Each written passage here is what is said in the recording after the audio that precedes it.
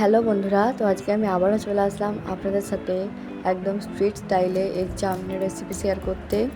পুরো একদম step by step কিন্তু রেসিপি থাকবে। আপনাদের নুডলস ঠিকঠাকভাবে ঝরঝরে হয় না, বা পারফেক্ট সসের ব্যালেন্স থাকে না, বা সেই স্মোকি ফ্লেভারটা আসে না, এর মধ্যে যে কোনো একটা সমস্যা যদি আপনার হয়, আপনি যদি এই পুরো ভিডিওটা দেখেন তাহলে কিন্তু আপনারা একদম পারফেক্ট স্ট্রিট স্টাইলে কিন্তু এগ চাও তৈরি করে নিতে পারবেন, তাও আবার বাড়িতেই। মনেই হবে না যে আপনি এটা বাড়িতে তৈরি করেছেন। এতটা পরিমাণে সুস্বাদু হবে, তাও আবার হেলদিভাবে তৈরি হবে। তো পুরো ভিডিওটা একটুও স্কিপ না করে দেখতে থাকুন। ভিডিওটা যদি একটুও স্কিপ করে যান তাহলে কিন্তু সব টিপসগুলো মিস করে যাবেন। আর ভিডিও শেষে আপনাদের জন্য একটা বোনাস টিপস আছে, তার জন্য কিন্তু পুরো ভিডিওটা দেখতে হবে। তো চলুন ভিডিওটা শুরু করা যাক। প্রথমেই আমি আপনারা দেখিয়েছেন যে পাতলের মধ্যে একটু রিফাইন তেল দিয়ে আমি সব চাউগুলোকে সেদ্ধ করে নিয়েছি। এটা হচ্ছে প্রথম টিপ। রিফাইন তেল দিয়ে দিলে কিন্তু চাউমিনগুলো একদমই একে অপরের সাথে আটকে যাবে না। আর এটা সেদ্ধ হয়ে যাওয়ার পর নামানোর সঙ্গে সঙ্গে কিন্তু আপনাদেরকে ঠান্ডা জল দিয়ে ধুয়ে নিতে হবে। তো এরপরে দেখুন আমি এখানে কিছু সবজি কেটে নিয়েছি। এখানে গাজর, ক্যাপসিকাম, পেঁয়াজ, কাঁচা লঙ্কা যেগুলো ম্যাক্সিমাম যায় সেগুলোই দিয়েছি। তো ওইগুলো দিয়ে দিলাম। এবারে হচ্ছে যে আমি একে একে একটু প্যানেতে হালকা রিফাইন তেল দিয়ে দিয়েছি। এবারে আমি প্যানের মধ্যে দিয়ে দিচ্ছি জিনিসগুলো। দেখুন দিয়ে এবারে প্রথমে গাজরটাকে দিয়ে দিলাম, যেহেতু গাজরটা একটু শক্ত তার জন্য গাজরটা প্রথমে দিয়ে দিচ্ছি। এরপরে দেখুন আমি হচ্ছে যে কাঁচা লঙ্কাগুলোও দিয়ে দিলাম। কাঁচা লঙ্কাটা দিলে কি অ্যাকচুয়ালি স্বাদটা ভালো আসে, যার জন্য। তো কাঁচা লঙ্কাটা আপনারা বাচ্চারা যদি খায় তো স্কিপ করে যেতে পারেন। এবারে দেখুন আমি হচ্ছে পেঁয়াজ এবং ক্যাপসিকামটা দিয়ে দিলাম। পেঁয়াজ এবং ক্যাপসিকামটা দেওয়ার পর খুব ভালোভাবে আবারও ভেজে নেব। দেখুন ভেজে ভেজে নিচ্ছি। আমাদেরকে কিন্তু একদম পুরো লাল লাল করে ভেজে নিলে হবে না, তাহলে কিন্তু আপনারা একদমই দোকানের মতো টেস্টটা পাবেন না। আমাদেরকে জাস্ট হালকা করে সটে করে নিতে হবে, যেন কাঁচা ভাবটা না থাকে।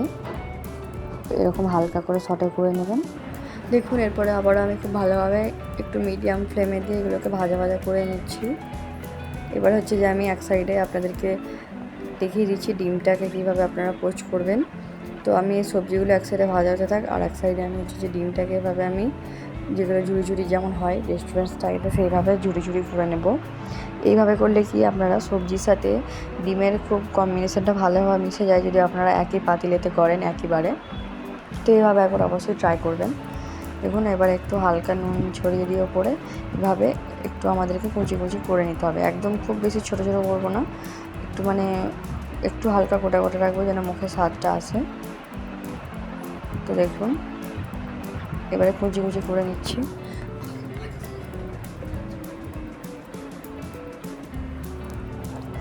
দেখতেই পাচ্ছেন না, ওইদিকে কিন্তু সবজিগুলো ভাজা হয়ে যাচ্ছে আর ডিমটাও কিন্তু একই সাথে ভাজা হয়ে যাচ্ছে, কত ভালোভাবে বোঝা যাচ্ছে কিন্তু। এবারে আমি হচ্ছে যে এর মধ্যে আগে থেকে কিছুটা আলু ভাজা রাখা ছিল, যার জন্য আমি কিন্তু আলু ভাজাটা দিয়ে দিলাম। এটা সম্পূর্ণ অপশনাল, আপনারা চাইলে স্কিপ করে যেতে পারেন এটাকে। দেখুন এরপরে আমি এর মধ্যে যে চাউগুলো দিয়েছি, সেদ্ধ করে রেখেছিলাম, সেগুলো কিন্তু দিয়ে দিলাম। আপনারা শুধু দেখতে পাচ্ছেন চাউমিনগুলো কতটা ঝরঝরে আছে এখনই, কিন্তু এটা কিন্তু আমি অনেকক্ষণ নামিয়ে রেখে দিয়েছিলাম, যা এটা কিন্তু এখনও এতটা পরিমাণে ঝরঝরে আছে। তো এবারে এটা দিয়ে সব মশলাগুলোর সাথে খুব ভালোভাবে আমি মিশিয়ে নেব।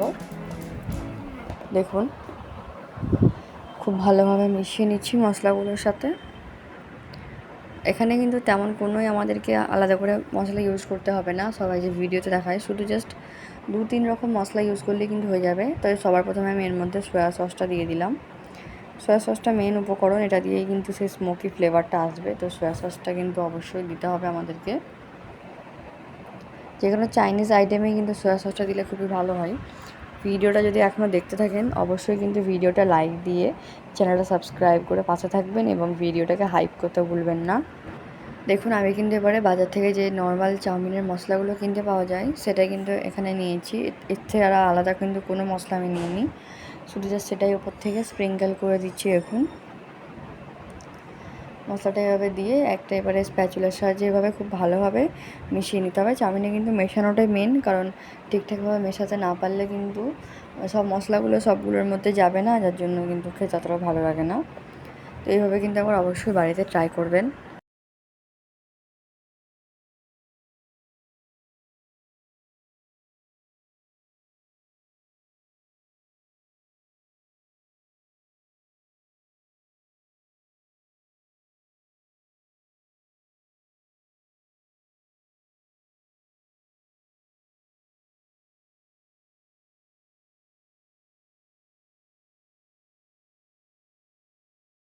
কতটা টেম্পটিং লাগছে শুধু একবার দেখুন, দেখলেই কিন্তু খেতে মন চাইছে, এতটাই সুস্বাদু হয়েছে।